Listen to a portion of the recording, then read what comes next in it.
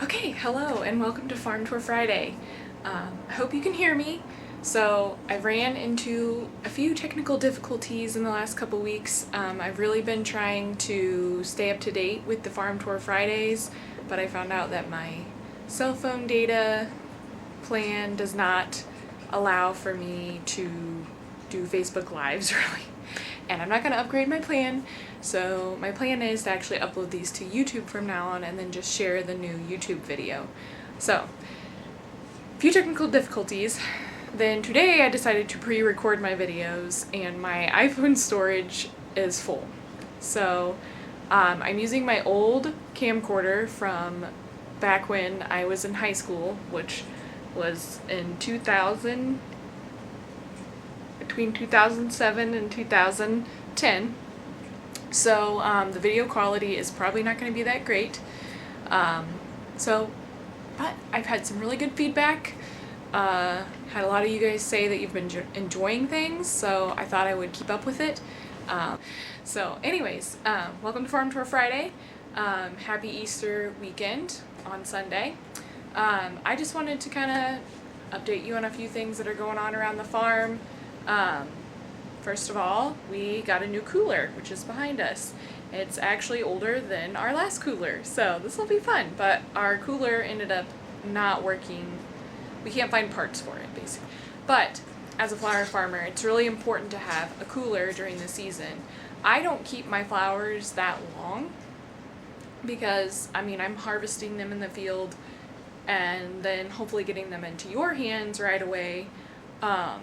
But it is kind of helpful because sometimes things might be ready a little earlier than I expected.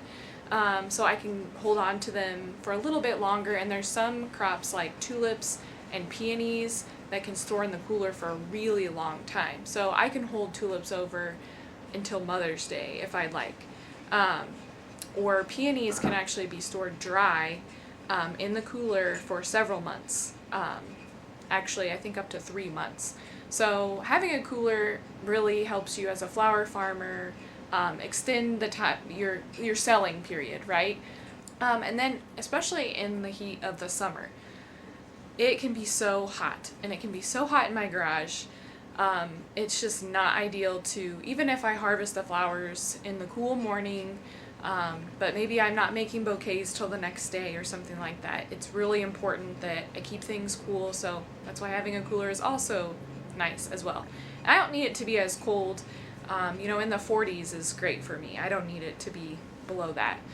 And in fact, some things don't like to be stored in cooler conditions than that. And things like, I use cinnamon basil a lot in my summer arrangements, and it doesn't like the cooler at all.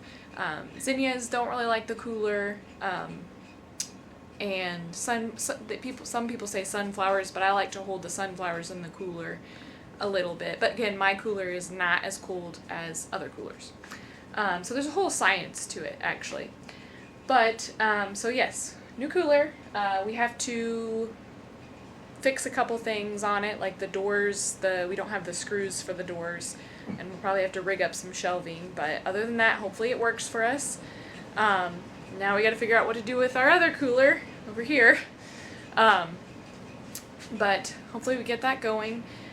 And another thing that we are doing this week is harvesting tulips. And I wanted to show you some of the first blooms that I got from the garden.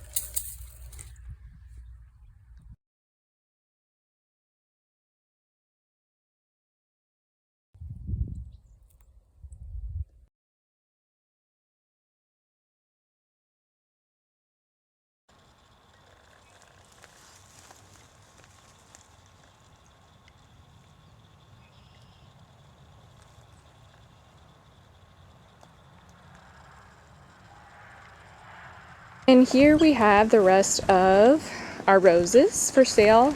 Some of these are going to a few customers, but the rest are still for sale. So we still have a few varieties. Queen of Elegance is one right there, if you can see that one. That one's supposed to have really awesome fragrance.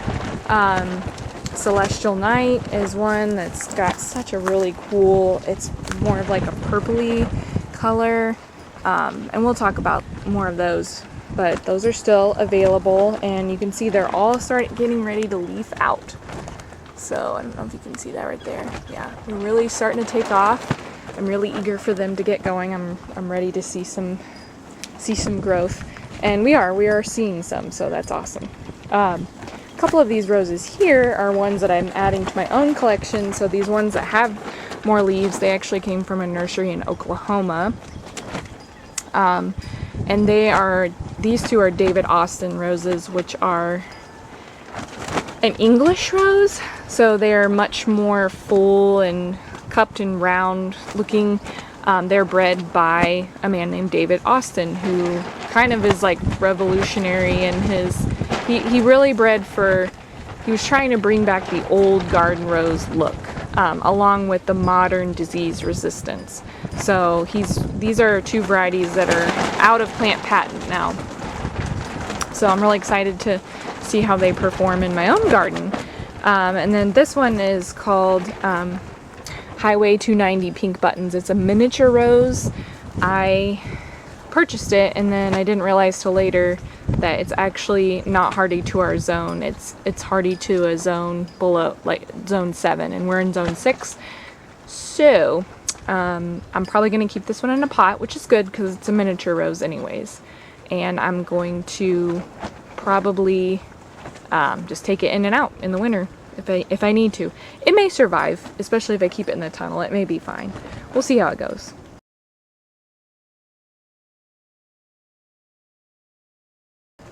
And then here are our anemone pots. So I just showed you blooms of the anemone over there. So you can see these are really starting to take off. So these will be for sale around the time we have our plant starts. A couple of my pots got damaged, so I'm going to repot this into a new one. Our smoker, during that big windstorm, fell over and shattered a few of these pots. So I'm going to repot them up. And then these are some extras I had, and I do have a few extra pots, so I'm going to go ahead and pot them up, and hopefully you can have your own little pot of anemones, and you can either keep them in the pot or harvest them for your own table, and keep the pot inside over the winter to protect them, or whatever you like to do. And then here are some more heirloom roses that I purchased. So there's 8 of them here. This is from a different heirloom rose supplier, and I'm eager to try these. They're all I can propagate from. Some of them are much older than others, so we'll see how they do. So we'll see how they do. Really excited for these because I picked out ones that are really known for their scent and all that. So don't mind this random love that my kids brought out from the garage. So you never know. So yeah, we still have roses in stock. And then what I've been busy with this week is planting the rest of the snapdragons. So these are coming along really good. I had to top dress the rest of the row with some of our new compost. This was our own homemade compost from our chicken manure. So it looks a little bit different than the stuff from St. Louis Composting, but there's a bunch of baby snapdragons in here. I've been kind of overhead watering instead of using the irrigation since they're so small. I like to, I just want to give them a head start basically. I feel like the drip tape is great, but this compost drains really well, and it's not like a clay soil where the water will spread out. So I'm just kind of overhead watering these until they get established. So I planted these. So snapdragon stopped about halfway, and the rest is what's called stalk. So stalk is similar to a snapdragon. It's very tall, spiky plant with flowers up the spike. That smells amazing. So here's the rest of my tray that I need to finish. And this is flower netting. So I'll put this and it'll lay horizontal across the bed. So when the spikes come up, when the flowers come up, it helps keep the flowers straight.